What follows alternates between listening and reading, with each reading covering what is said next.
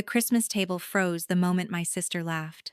Not a big laugh, not loud, just enough to remind everyone that she was still the one in control. So, are you still working on that little project of yours? She asked, swirling her wine like she already knew the answer. I was 32 years old, sitting at a table full of people who had spent years deciding who I was without ever asking me. I smiled. I always smiled. At least one of us built something real, she added, and this time, no one corrected her. That was when I stood up. I sold my company yesterday, I said calmly. The exit closed at $150 million. No one moved. No one breathed. And for the first time in my life, the silence belonged to me.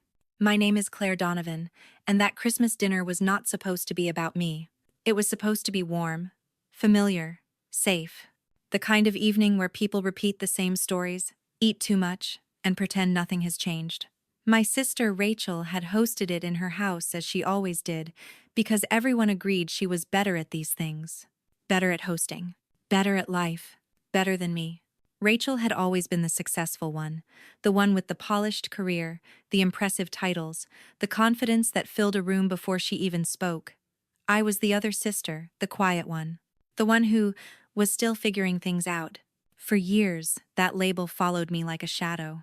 At family gatherings, someone always asked when I'd settle down, when I'd get a real job, when I'd stop taking risks. I learned to answer with half smiles and vague sentences. It was easier that way. Explaining myself never changed their minds. That night, the table was set perfectly. Candles lit, plates warmed, compliments flowing toward Rachel like they always did. I sat there listening, nodding, playing my role, until she dismissed me again. Her comment wasn't cruel. That was the worst part. It was casual, effortless, as if my years of silence had already confirmed her version of the story. I could have let it pass.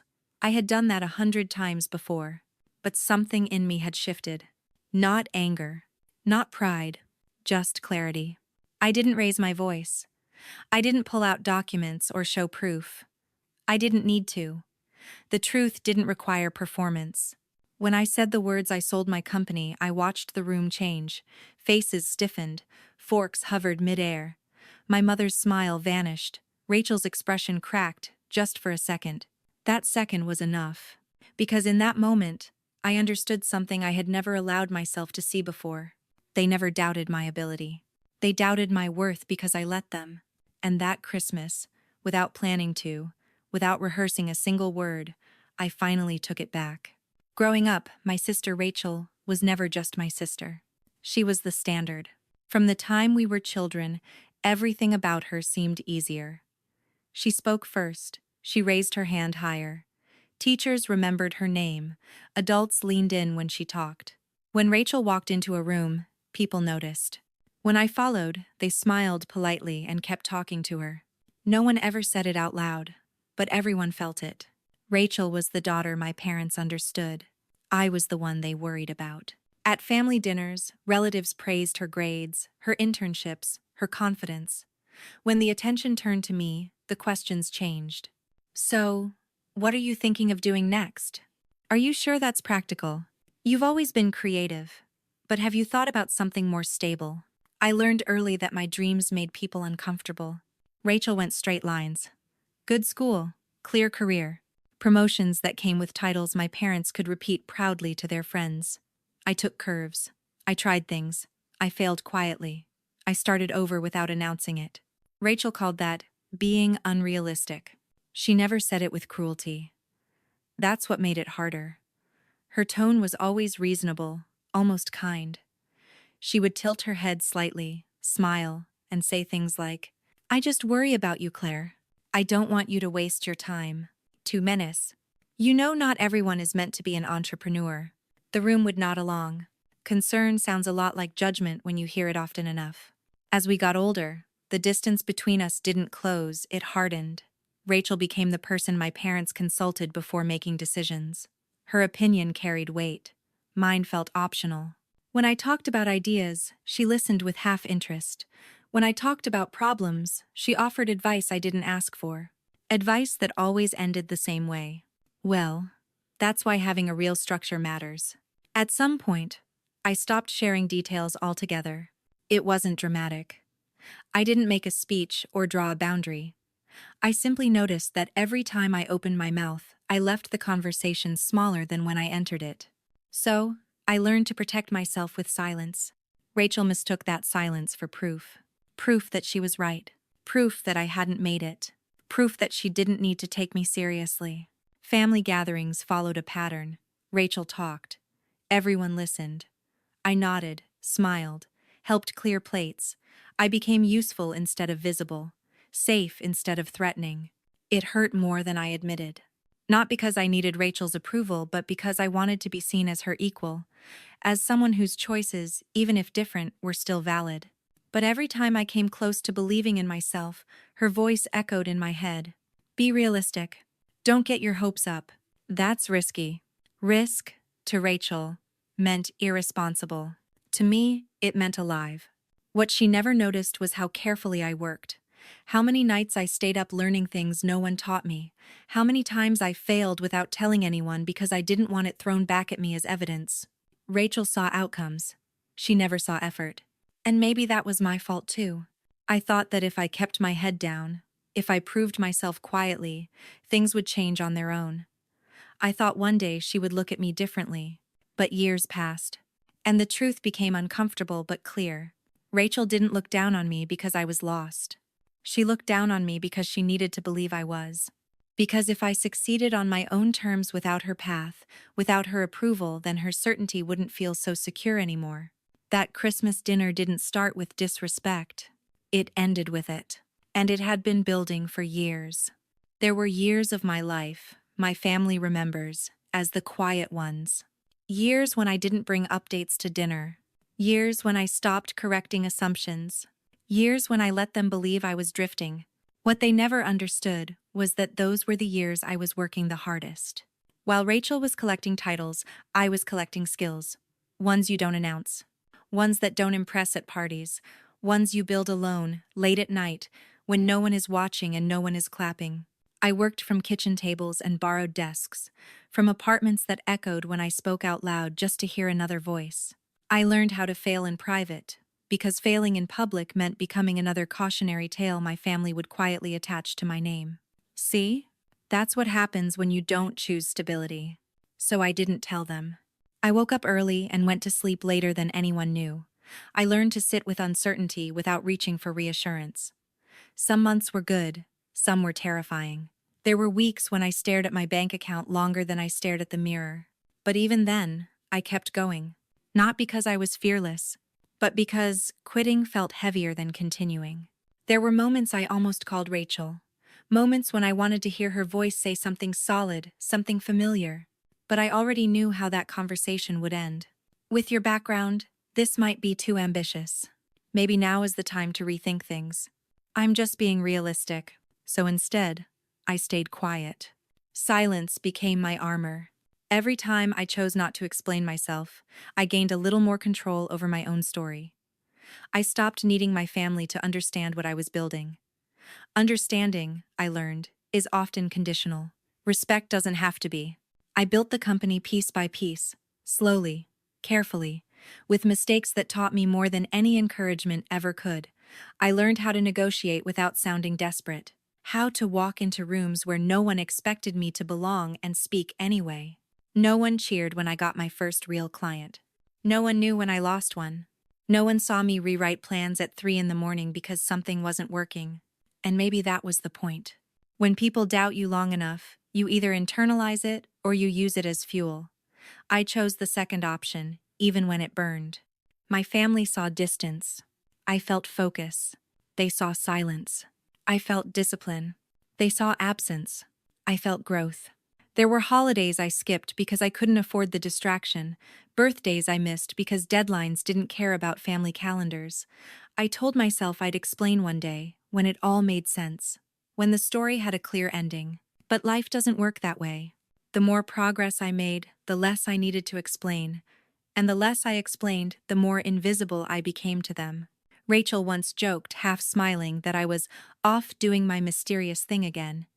Everyone laughed. I laughed too. They thought I was hiding because I was ashamed.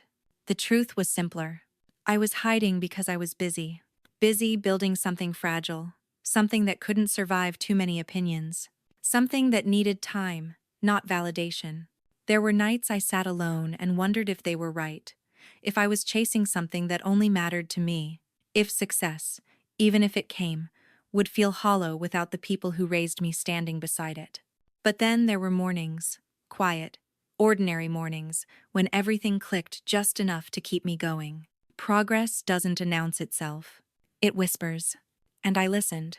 By the time my family noticed anything different about me, it wasn't because I had changed. It was because the results were finally too big to ignore. They thought the silence meant nothing was happening. What they never saw was that the silence was where everything happened. And when I finally spoke, it wasn't to prove them wrong. It was because I no longer needed their permission to be right.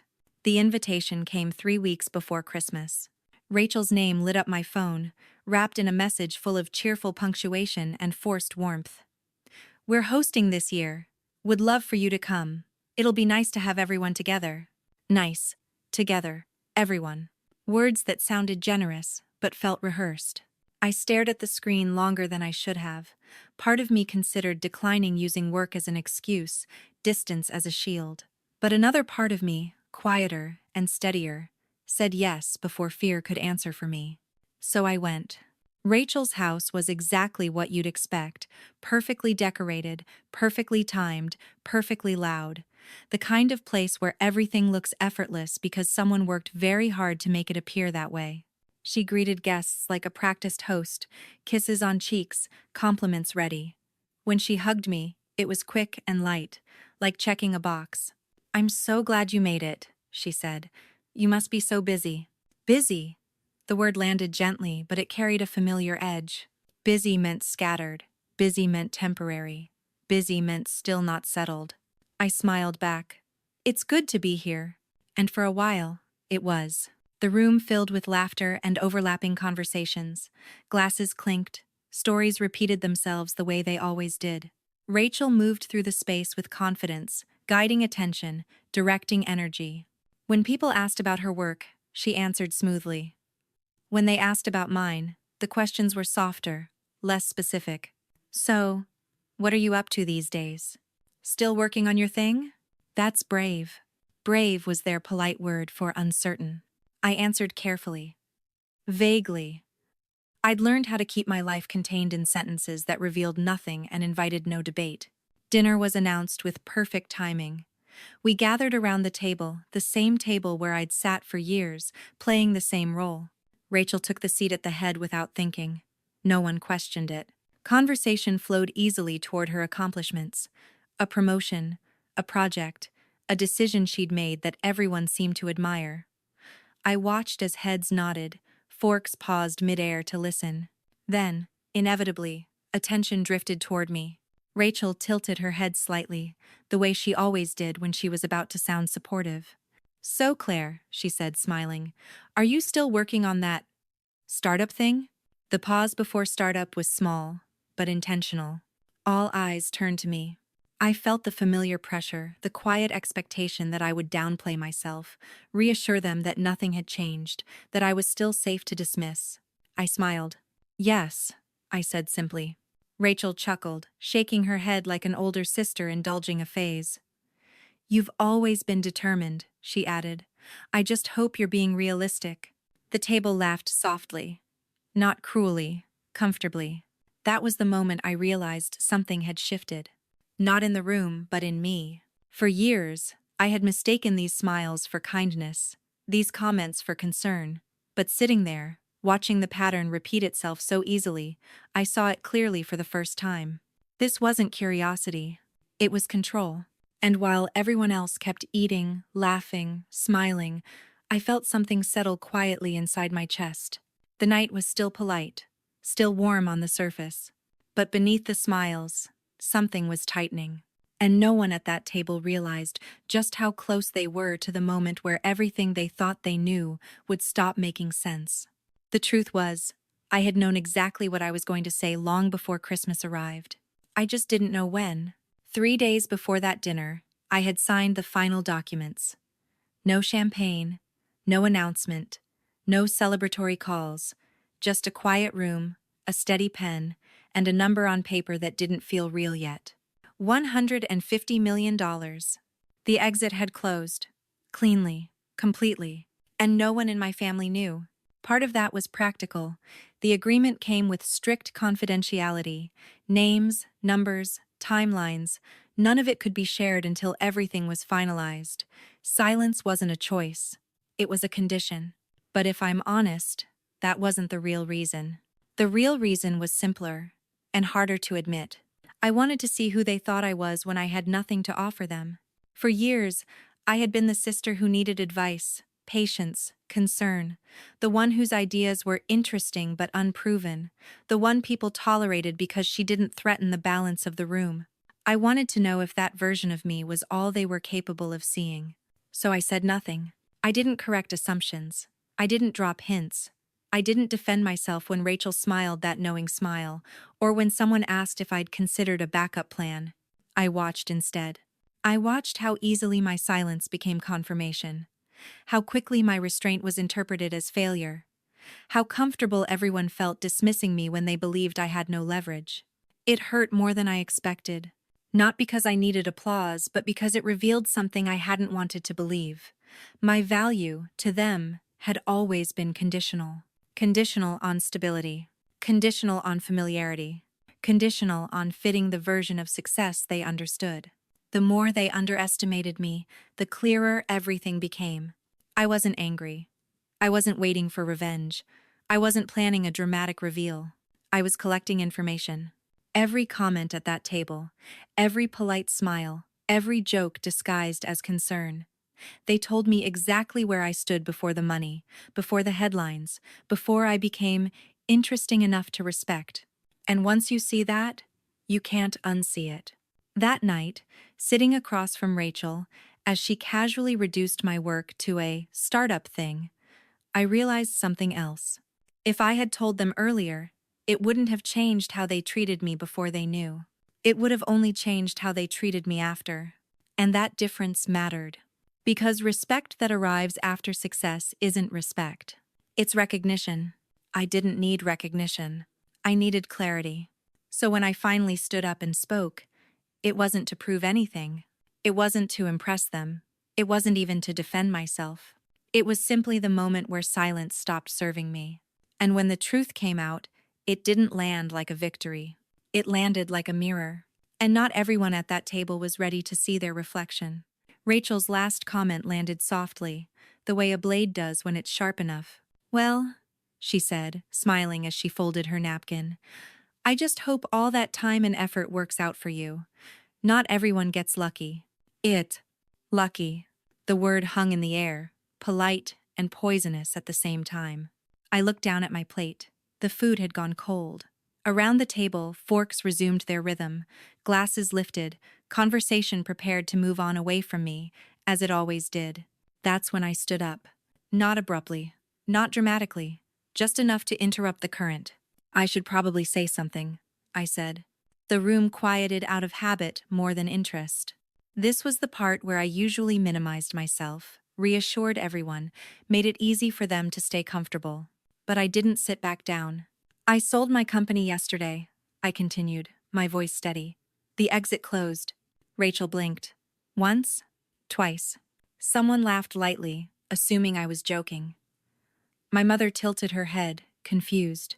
I let a second pass before finishing the sentence. "It closed at $150 million. Silence isn't loud, but it's heavy. Chairs didn't move. Glasses froze midair.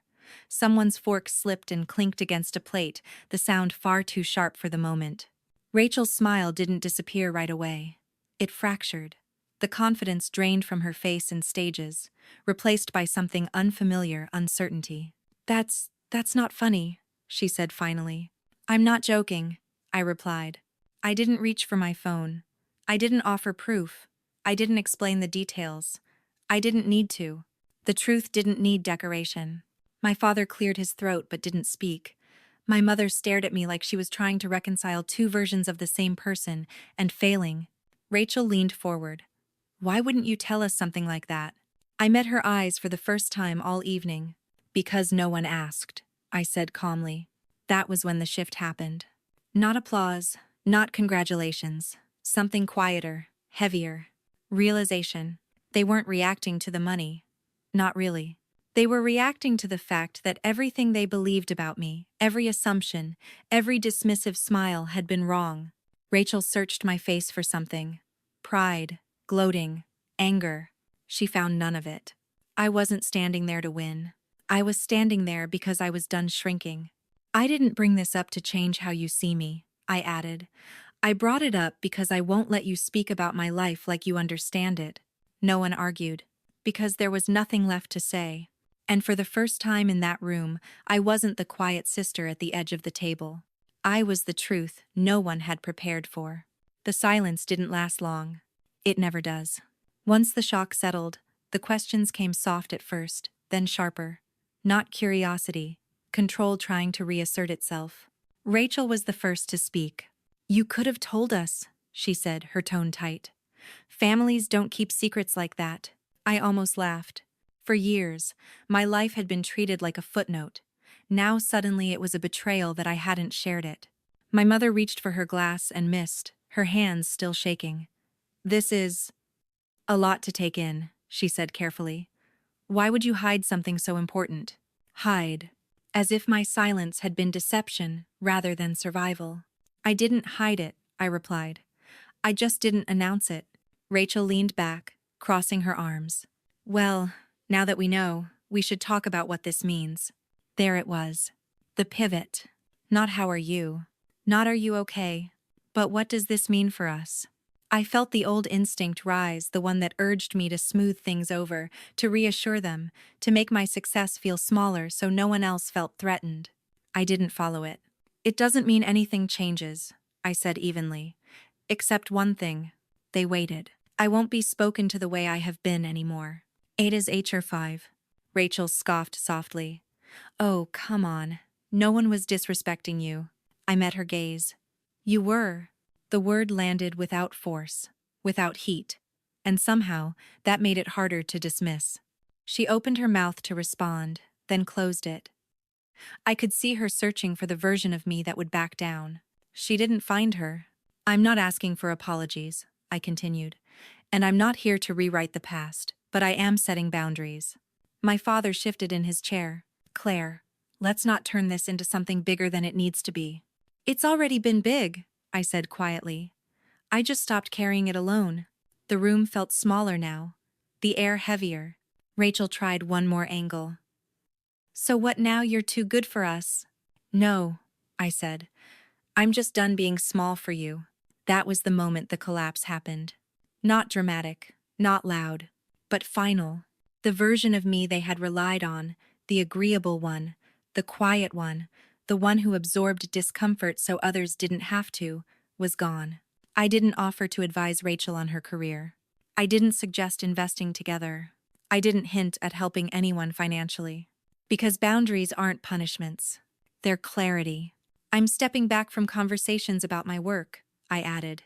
And my money. They're not up for family discussion. My mother looked hurt. Rachel looked offended. But beneath both expressions was something else. Adjustment. They were recalibrating to a reality where I wasn't available in the same way anymore. I picked up my coat slowly, deliberately. This isn't about winning, I said. It's about respect. No one stopped me as I walked toward the door. And for the first time, I didn't feel the familiar pull of guilt. I didn't feel the need to explain myself further. Because when you finally draw a line, you realize something powerful. The people who benefit from you having none will always resist the moment you set one. And that resistance tells you exactly why the boundary was necessary. I didn't leave in a hurry. I put on my coat, thanked Rachel for dinner, hugged my parents, and stepped out into the cold night like it was any other Christmas. The door closed behind me without ceremony. No one followed. No one called my name. And that was okay. The street was quiet, lit by soft decorations and windows glowing with other families' warmth. I stood there for a moment, breathing in the stillness, feeling something unfamiliar settle in my chest. Peace. Not the kind that comes from being praised or finally understood, but the kind that comes from no longer needing either. I walked to my car and sat there longer than necessary, hands resting on the steering wheel, replaying the evening in my mind, not with regret, with clarity. For most of my life, I believed that if I worked hard enough, stayed humble enough, explained myself clearly enough, my family would eventually see me, that they would recognize my effort and meet me where I was. But that night taught me something different. People don't always see effort. They see outcomes they understand. And sometimes, the need to be understood keeps us smaller than we need to be. I didn't feel triumphant driving home. There was no rush, no sense of victory, just a quiet acknowledgement of truth. I had outgrown the version of myself that needed approval to feel whole. The success wasn't the money. It wasn't the number. It wasn't the moment at the table. The real win was choosing myself without asking permission. I thought about all the years I stayed silent, all the times I let comments slide to keep the peace. I don't regret them. They taught me discipline, resilience, focus. But I also know this now. Silence is powerful until it costs you respect. Then it's time to speak. Calmly. Clearly. Once. That Christmas didn't change my family overnight. Relationships don't transform on command. But it changed something more important. It changed how I show up. I no longer shrink to make conversations comfortable. I no longer volunteer explanations to people committed to misunderstanding me. And I no longer confuse patience with self-erasure. Quiet wins not because it surprises people, but because it doesn't need witnesses. If you're listening to this, and you've ever been dismissed, underestimated, or quietly sidelined by the people closest to you, hear this. You don't owe anyone proof while you're building. You don't need permission to grow beyond old roles. And you don't have to be loud to be powerful. Sometimes the strongest thing you can do is keep going silently until your life speaks for itself. And when it does, let it be enough. If this story resonated with you, I'd love to hear your thoughts. Have you ever been underestimated by someone close to you? How did you handle it? Leave a comment, share your experience, and if you want to hear more stories like this, stories about boundaries, resilience, and choosing yourself, don't forget to subscribe, because quiet victories deserve to be heard too. If this story stayed with you, it's probably because it touched something real. Maybe you've been the quiet one. Maybe you've been underestimated, dismissed, or treated like your effort didn't count, especially by the people who should have believed in you the most. This channel is for stories like that. Stories about dignity, about boundaries, about choosing yourself without shouting, without revenge, without apology. If you've ever worked in silence, if you've ever been told to be realistic while you were building something meaningful, then you belong here. Subscribe to this channel so you don't miss the next story. Leave a comment and share your experience. Your voice matters more than you think. And if this story gave you strength, pass it on to someone who needs to hear it. Quiet wins deserve an audience.